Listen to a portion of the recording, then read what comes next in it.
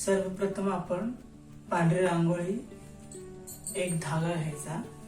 पहिल्यांदा आपण आपला सेंटर तयार करून घ्यायचा सेंटर। त्यानंतर आपल्याला किती साईजचं वर्तुळ काढायचं त्याप्रमाणे आपण आधी सर्कल ठरवून घ्यायचं केवढा। आता जर मला एवढा काढायचा असेल तर मी एवढा घेणार, त्याच्यानंतर जर मला एवढं घ्यायचं आहे किंवा एवढं घ्यायचं आहे तर मग आपण आपले आधी पॉइंट काढून ठेवायचे किंवा डायरेक्ट हे आपण करू शकतो। एक धागा घेतला, धागा कसा पहिल्यांदा आधी सर्वप्रथम धागा कोणताही वापरू शकता तुम्ही। आपल्याला पॉइंटचे इथे आपण हे आधी होल्ड करायचा असा एका साईडला, हा लागेल तसं ह्या साईडला घ्यायचा।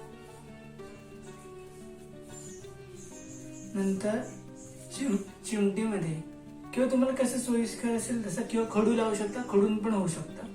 तर मी रांगोळी घेतो त्याप्रमाणे। आता जर मी हा सेंटर घेतलाय,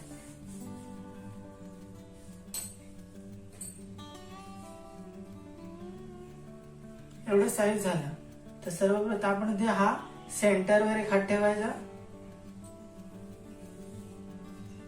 परत रांगोळी पण तुम्ही असंच माप हलवलं नाही, त्यानंतर परत चेक करू शकता आपण। आपलं जर माप जर पुढे पाठी झालं असेल तर सरळ करायचं।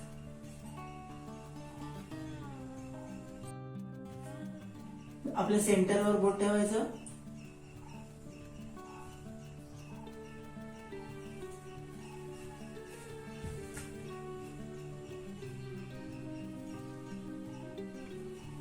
त्यानंतर जर आपल्याला आता माझे हे धागा कमी पडतो आणि पुढचं वर्तुळ वाढवायचं असेल तर हा आपण धागा इकडनं सेल करायचा।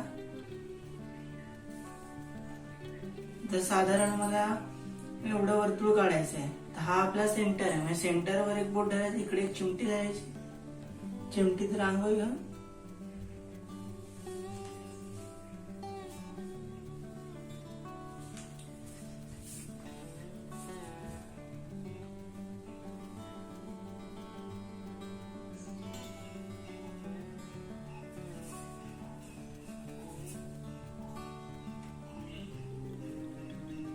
अशा प्रकारे आपण वर्तुळ बनवू शकतो।